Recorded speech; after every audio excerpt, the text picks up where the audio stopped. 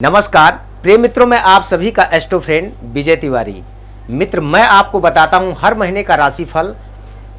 आज भी मैं आपको बताऊंगा वर्ष 2022 सितंबर मंथ मेष राशि वालों के लिए कैसा रहेगा।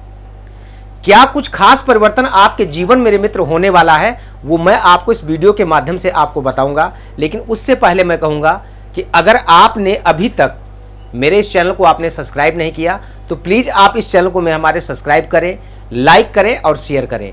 आपके मन में भी कोई प्रश्न है तो जो स्क्रीन पे नंबर दिया जा रहा, इस नंबर के माध्यम से आप मुझे संपर्क कर सकते हैं, मुझसे जान सकते हैं अपने व्यापार के बारे में, परिवार के बारे में, लव लाइफ के बारे में। किसी भी प्रकार की अगर आपके जीवन में समस्या है तो उन समस्याओं का आप सटीक समाधान मेरे द्वारा आप प्राप्त कर सकते हैं। बात करूंगा सितंबर 2022 मेष राशि वालों के लिए कैसा रहेगा। देखिए, मेष राशि जो मंगल की राशि है, प्रथम राशि, और राशि स्वामी जो आपकी पत्रिका में देख पा रहा हूं, तो आपकी राशि से दूसरे स्थान पे गोचर कर रहे, जो धन और वाणी का भाव होता है। यानी आपके अपने वाणी के स्थान पे मंगल बैठने के कारण थोड़ा अपनी वाणी पे आपको सावधानी बरतने की जरूरत है। यानी अपनी कटुता को छोड़ने का प्रयास करिएगा। इसके बाद अगर बात करूं तो आपके धन के बारे में, अर्निंग आप स्रोत आपका अच्छा रहेगा, आपको अच्छा लाभ मिलेगा। लेकिन यहां पे जो मंगल बैठा हुआ है, ये किसी भी बात विवाद में आपको उलझा सकता है अगर अपने वाणी पे आप नियंत्रण नहीं रखेंगे तो।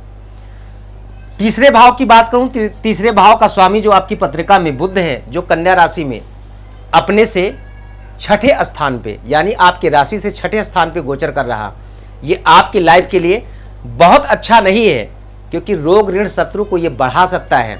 अगर किसी असाध्य रोग से आप पीड़ित हैं तो आपका रोग थोड़ा सा आपके ऊपर भारी पड़ सकता है। दवा के साथ में दुआ की भी जरूरत है। कहीं ना कहीं आपके जीवन में अगर आप रोग से ग्रस्त हैं तो ये रोग आप पे थोड़ा भारी पड़ सकता है। इसके लिए गणेश जी की आप पूजा करें, लघु मृत्युंजय मंत्र का जाप करें या गणेश अथर्शीष का पाठ करें, आपके लिए काफी अच्छा होगा। बात करूं अगर चतुर्थ स्थान की, तो चतुर्थेश आपकी पत्रिका में चंद्रमा जो आपकी राशि में ही विराजमान है। माता का सुख, भूमि भवन वाहन इत्यादि का सुख आपकी पत्रिका में, मुझे अगर आप प्लानिंग कर रहे हैं काफी दिनों से, तो ये मनोकामना, ये आपका स्वप्न साकार होता हुआ मुझे दिखाई दे रहा। यानी आपको लाभ मिलेगा। लेकिन थोड़ा अपने कुटुंब, भाई बंधु, माता इत्यादि अपने बड़ों का सम्मान आपको प्राप्त करना होगा। साथ में भाइयों के साथ थोड़ा सा आपको तालमेल बना के रखने की आवश्यकता है। कहते जिसका परिवार नहीं साथ देता है, उसका संसार साथ नहीं देता है। इस बात को आप ध्यान रखिएगा। एक छोटा सा मैं आपको एग्जाम्पल बताऊं। अंगूर अगर आप ठेले पे खरीदते हैं, दुकान पे परचेज करते हैं, जो अंगूर गुच्छे से अलग हो जाते हैं उनकी कीमत कहीं ना कहीं मित्र कम हो जाती है। लेकिन जो गुच्छे में ही इकट्ठे लगे रहते हैं उसकी कीमत अच्छी होती है। यानी आपके परिवार का सामंजस्य अगर अच्छा रहा तो आपको इन चीज़ों में काफ़ी अच्छा लाभ मिलता हुआ मुझे दिखाई दे रहा। बात करूं अगर आपके पंचमेश की, जो शिक्षा, संतान और प्रेम का स्थान होता है, यहाँ पे शुक्र और सूर्य की युति है। सूर्य स्वग्रही है और शुक्र सूर्य के साथ में बैठा हुआ है। यानी लव लाइफ, अगर आप किसी से प्रेम करते हैं तो आपको प्रेम में सफलता मिलेगी। वाणी को कंट्रोल रखना है। किसी भी कन्फ्यूजन के चलते किसी बात को बहुत ज़्यादा डिस्कशन करने की ज़रूरत नहीं है। सावधानी की ज़रूरत है। अगर आप कोई तैयारी कर रहे हैं तो आपको मेहनत करने की आवश्यकता है। उस कार्य क्षेत्र में, यानी एजुकेशन क्षेत्र में, आपको एक अच्छी सफलता मिल सकती है। अगर कहीं जॉब के लिए आप तैयारी कर रहे हैं तो आपको बहुत अच्छा लाभ मिलने का योग मुझे दिखाई दे रहा है, क्योंकि सूर्य स्वग्रही है। रोग ऋण शत्रु के स्थान की बात करूं तो बुध स्वग्रही होकर के कन्या राशि में बैठा हुआ है। यानी आपको अगर फाइनेंस की ज़रूरत है, आप कहीं लोन के लिए अप्लाई कर रखे हैं तो आपको लाभ मिल सकता है, लोन आपको प्राप्त हो सकता है।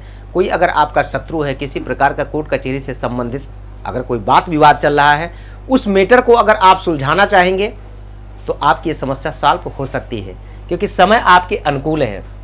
बात करूं लाइफ पार्टनर, बिजनेस पार्टनर, जितने भी पार्टनरशिप होते हैं जहां पे केतु राहु की दृष्टि सप्तम में पड़ रही है, थोड़ा सा पत्नी के साथ तालमेल अच्छा बनाने का प्रयास करिए। व्यापार अगर साझे में कर रहे हैं, साझेदारी का कोई भी व्यापार कर रहे हैं, पार्टनरशिप में कोई व्यापार है, कोई कार्य है, तो उसमें थोड़ा सा आपको सावधानी की आवश्यकता है।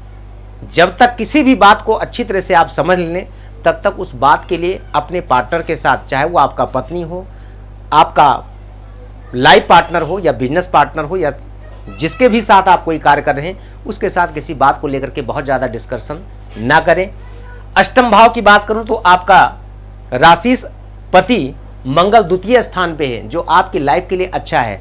लेकिन वाहन इत्यादि अगर आप चलाते हैं, ड्राइव करते हैं, तो थोड़ा सा आपको इस बात का ध्यान देना, सावधानी आपके लिए अति आवश्यक है। भाग्य स्थान की बात करूं तो गुरु आपकी पत्रिका में व्यय भाव में गोचर करता, लेकिन अपने ही घर में है, तो भाग्य भी आपका अच्छा साथ देने का योग मुझे दिखाई दे रहा। आलस्य को अपना भाग्य नहीं समझना है। शनि आपके कर्म स्थान करियर का स्वामी है, जो आपके तीसरी दृष्टि से आपके व्यय भाव को देख रहा। कार्य क्षेत्र में अगर आप गवर्नमेंट जॉब करते हैं, सरकारी सेक्टर में जॉब करते हैं, सेंट्रल गवर्नमेंट या राज्य स्तरीय कार्य कर रहे हैं, तो अपने कार्य को लेकर के आपको सचेत रहने की जरूरत है। किसी भी बात विवाद में उलझने की आवश्यकता नहीं, अपने सीनियर के साथ सामंजस्य बना करके रखें। साथ में माता के सुख पे भी आपको ध्यान दें, माता के स्वास्थ्य को लेकर के भी ध्यान देने की जरूरत है। दसम दृष्टि से अगर बात करूं तो आपके पार्टनरशिप पत्नी के साथ भी सामंजस्य मुझे थोड़ा कम बनते हुए दिखाई दे रहे हैं, तो इनको मजबूत करने की आवश्यकता है। एकादश स्थान आपकी पत्रिका में शनि जिसका स्वामी भी है, यानी आपके पत्रिका में अच्छा है। गुरु स्वग्रही होकर के आपकी पत्रिका में द्वादश स्थान पे गोचर कर रहे हैं, तो बहुत अच्छा आपकी राशि से ब्राह्मण स्थान पे अच्छा ही रहेगा। लेकिन विशेष मैं आपको बता दूं तो ये है एक चंद्रमा का गोचरीय परिवर्तन। विशेष जानकारी के लिए अगर आपके मन में कोई प्रश्न है, क्योंकि ये गोचरीय चंद्रमा गोचर के आधार पर बताया जाता, इसमें अहम रोल होता है आपकी पत्रिका में दशाओं का। दशाएं आपकी पत्रिका में किस प्रकार से आपको सहयोग सपोर्ट कर रही हैं, उसी अनुकूल आपको फायदा होगा।